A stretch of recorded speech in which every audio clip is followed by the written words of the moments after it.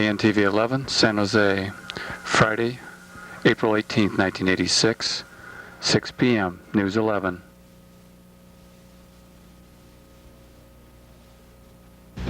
Well, the air was chilly, but the ground was still as several hundred people got together to remember the big shaker of 1906 this morning. This marks the 80th anniversary of the big earthquake, and as is tradition, the survivors gathered at 5:12 a.m. at Lotus Fountain to remember the day. Coffee, donuts, and a lot of memories for the survivors as well as their families. The earthquake measured 8.3 on today's Richter scale, shaking a 200-mile stretch of the California coastline. The quake lasted for a full 65 seconds. But it was the huge fire afterward that caused most of the damage. What people say they remember now about the big earthquake, though, was the sense of community afterward as people set out to rebuild their city.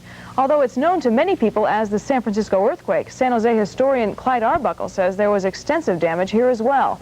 He recalled the events of 80 years ago today as a new generation of San Joseans was learning how to be prepared for the next big quake. Judy Peterson has a story.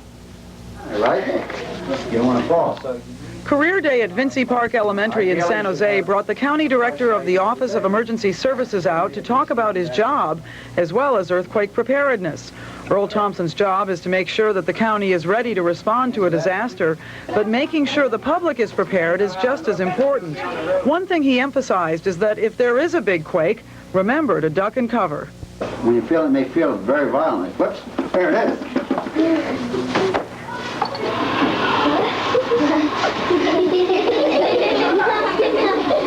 Very good. Let's give her a hand.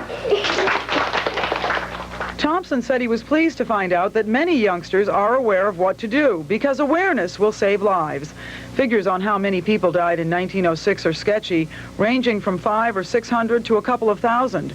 Of course, most of the deaths were in San Francisco, but San Jose historian Clyde Arbuckle wonders how many people would have died locally if the quake struck on a Sunday. St. Patrick's Church was completely demolished. It was nothing but a pile of brick, rubble, and ivy. And another building, the First Presbyterian, was irreparably damaged. A steeple fell across 2nd Street.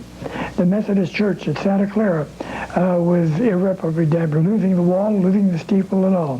What is the one thing that you remember most about the earthquake in 1906, even though you were very, very young? What I remember best about it was for the next several nights we slept out in a little grain field across the way from our house. Arbuckle was not quite 4 years old when he was awakened by the great quake of 1906, and having lived through many more since then, the historian says he finds earthquakes interesting rather than frightening. In San Jose, Judy Peterson, News 11. What is in a name, that which we call our streets and roads? As News 11's Rob Flatterbow reports tonight, quite a lot. Joseph Flickinger came to San Jose by way of Cape Horn and later built a cannery in Berryessa. David Gish came overland by stage from Indiana. Anna Maria and Dr. Luis Bascom came by wagon train. Most people don't realize it, but there's a story behind every street in town, and a good deal of history, too. I was named for a man named Allison Story. He was a farmer. I would decide on a street. Something had interested me about that person. And so then I would try to find out something about him, and I would go to the cemeteries. Pat Loomis knows more about the origin of San Jose street names than anybody. Retired now, her long-running Mercury News historical series Signposts became a book by the same name. And now there's Signposts II, 100 pages of local history. In a way, you were kind of playing detective, you know. And that part always intrigued me too, you know. And I'd find out things that nobody ever heard of before, and that made it more interesting. McGlintsey Lane out in Camel, the name comes from a family that was murdered. That was our first mass murder in Santa Clara County in 1896. Mr. Blaney was on the first State Highway Commission.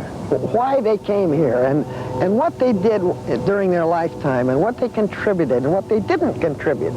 Loomis has chronicled some 500 streets and roads across the county, most of which were named after people with names like Shepherd, Bird, Prevost, and maybe someday there'll be a street named Loomis. People are history. You know, you can't, You can't do history without people. You know? In San Jose, Rob Flattabo, News 11. Nice story, Rob. Signposts II is available only through memberships in the San Jose Historical Museum Association.